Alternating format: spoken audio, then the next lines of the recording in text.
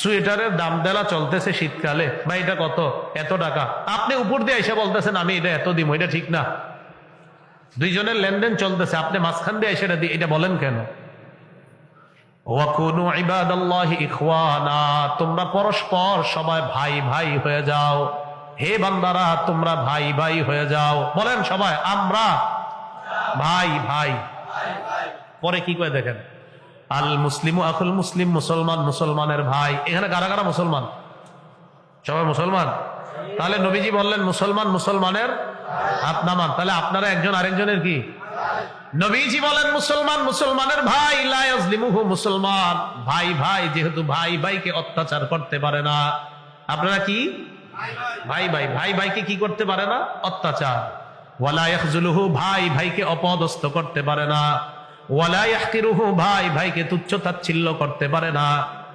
আল্লাহ নবী বলেন বিহাসবি ইমরিইম মিনাশ শাররি আন ইয়াহকিরা আখাহুল মুসলিম, একটা মানুষ খারাপ হওয়ার জন্য এতটুকুই যথেষ্ট, সে তার মুসলমান ভাইকে তুচ্ছ তাচ্ছিল্য করা।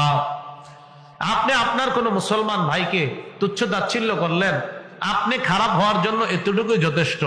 একটা মানুষকে আপনি অপমান করার কোনো জায়গা পান না, হঠাৎ বলে দিলেন আর বললো না এই লোক এতটা ভালো না। আপনার এই বলাটার কি দরকার আছে বলেন?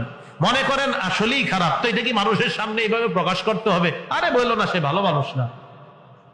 নবীজি বললেন মুসলমান মুসলমান ভাই ভাই। সারা জীবন মনে রাখবেন, ভাই ভাইকে অত্যাচার করতে পারে না, ভাই ভাইকে অপদস্থ করতে পারে না, ভাই ভাইকে তুচ্ছ তাচ্ছিল্য করতে পারে না।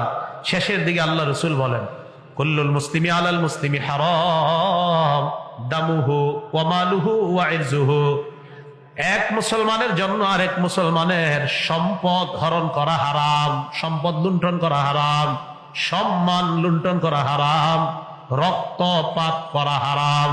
ভাই ভাইয়ের রক্তপাত করতে পারবে না, ভাই ভাইয়ের সম্পদ লুণ্ঠন করতে পারবে না, ভাই ভাইয়ের ইজ্জত হরণ করতে পারবে না।